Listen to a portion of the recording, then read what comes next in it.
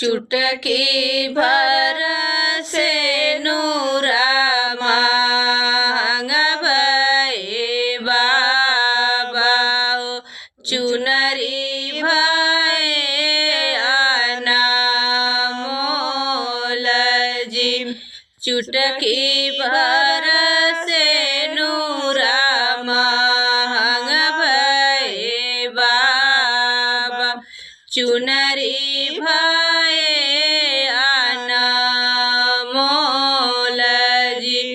एही से नूर कारण मोरे बाबा छूटी गईल नाई हर हमार जी।